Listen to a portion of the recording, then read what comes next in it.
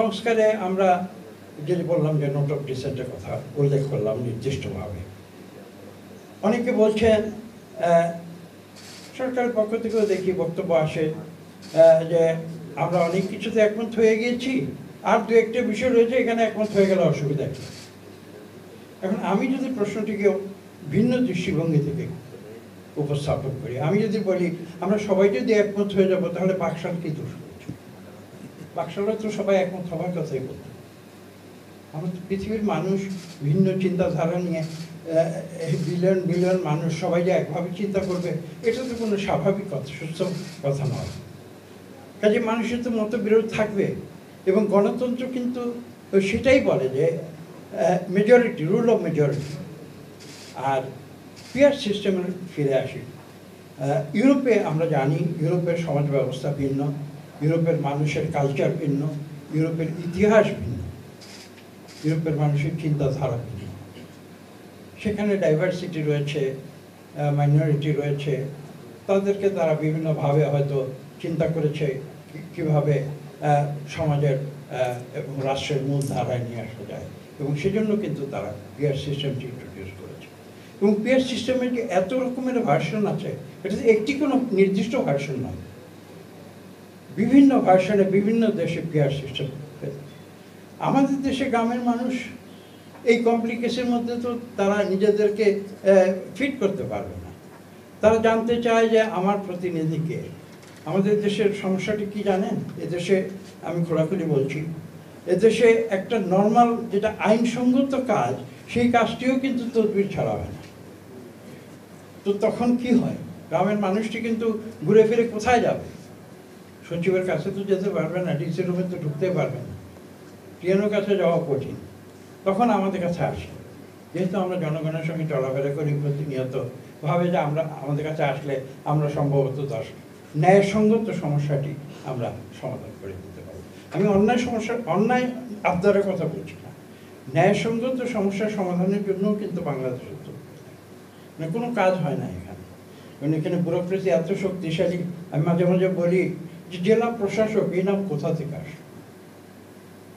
জেলা প্রশাসন করবেন ব্রিটিশ আমলের যে আমাদের যে সেই যুগ ছিল, আমরা তখন বিশেষ প্রশাসন করতো, আমরা প্রশাসিত হতাম, আমরা তারা শাসক ছিল, আমরা শোষিত ছিলাম। তো সেই হিসাবে হয়তো জেলা প্রশাসক হয়। আজকে কেন জেলা প্রশাসক হবে? আমি যদি সংবিধানের যে টার্মটা আছে সেটা যদি আমি এখানে উল্লেখ করি, সেখানে বলা শব্দটি ব্যবহৃত হয়েছে পাবলিক সার্ভেন্ট। তো জেলা ডিসি সাহেব জেলা প্রশাসক কেন হবে? তিনি তো জেলা সেবক হওয়ার কথা, সেই নামটি তো আমরা ব্যবহার করি না। কিন্তু এখন জেলা প্রশাসক তো, আপনারা রাজধানীতে থাকেন, জেলা প্রশাসকের যে দুর্দান্ত প্রতাপ, সেটা হয়তো আপনারা উপলব্ধি করতে পারেন না সবসময়।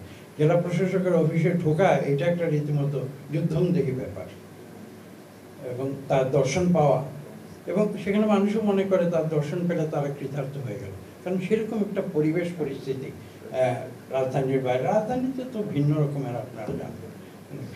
তো কাজে ওই যে আমি যেটা বলছিলাম যে পিআর, তো পিআর করতে গেলে তো মানুষ জানবে না যে তার প্রতিনিধি, এবং কাকে ভোট দিচ্ছে, কে এমপি হচ্ছে, কিছু বুঝতে পারবে না। এইসব বাংলাদেশের মানুষ এটা গ্রহণ করেনি, করবে না।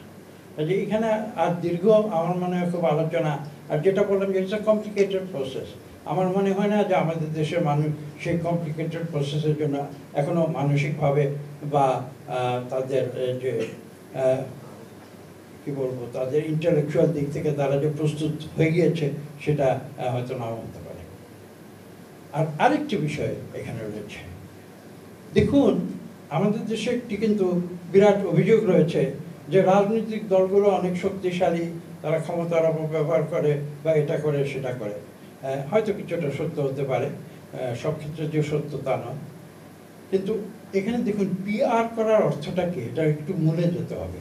পিআরের মূলে হচ্ছে আপনি ব্যক্তির যে অবস্থান সেটাকে দুর্বল করে দলের অবস্থানকে আরও শক্তিশালী করে দিচ্ছে। অর্থাৎ মানুষ ভোট দিবে দলকে, এবং দল নির্ধারণ করে দেবে কে এমপি হবে। তাহলে কি হচ্ছে? আমরা তো তাহলে আমাদের যে মৌলিক চিন্তাধারা যে জনগণ তাদের প্রতিনিধি থাকবে এবং জনগণের প্রতিনিধিরা সরাসরি জনগণের কাছে জবাবদিহি করবে, সেইটা তো তাহলে আর থাকছে না।